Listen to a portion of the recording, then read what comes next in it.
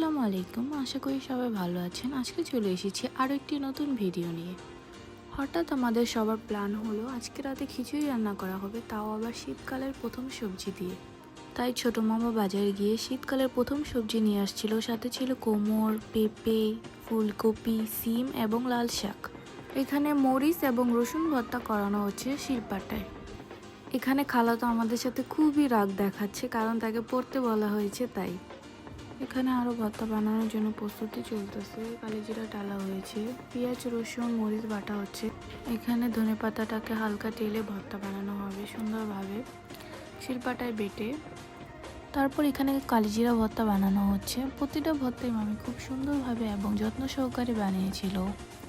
তারপর নানু এখানে সব সবজিগুলো কেটে নিয়েছিল, তারপর ধুচ্ছে, খুব সুন্দর করে ধুচ্ছিল। তারপর এখানে ফুলকপিও কাটা শেষ। এখানে খালা তো রাগ করে নিচে চলে গেছিলো, তারপর আবার আসছে পড়ার জন্য, কারণ তাকে পড়তে বসতেই হবে, কিছু করার নেই। এখানে সে কার্পেট বিছাচ্ছে, কারণ সে পড়তে বসবে। ভালোভাবে কার্পেটটা বিছানো শেষ হয়ে টেবিল নিয়ে পড়তে বসছে সে। দেখুন এখনও তার রাগ কমে নেই, তাও তার পড়তেই হবে। এখানে লাল শাকটা বেছে নিচ্ছে, কালকের জন্য রান্না করা হবে তাই। এখানে খিচুড়ি বলক এসে পড়েছে আর ভর্তাও হয়ে এসেছে, দারুণ দেখতে হয়েছে। তারপর খিচুড়িও হয়ে এসেছে, আমি একটু লাড়াচাড়া দিচ্ছিলাম। তারপর নানু একটা বলে খিচুড়ি বেড়ে নিচ্ছে ঠান্ডা করার জন্য।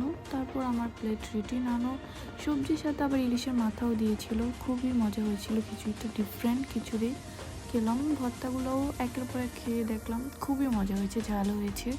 আবার ইলিশটাও খেয়ে দেখলাম, ইলিশের মাথাটা ঘ্রাণ হয়েছিল, খিচুড়িটা খুবই ভালো লাগলো। তারপর এখানে খালাটাও খিচুড়ি খাচ্ছে আমার সাথে, তারও খুবই পছন্দ হয়েছে খিচুড়িটা। আজ এই পর্যন্তই, সবাই ভালো থাকবেন, আল্লাহ হাফেজ।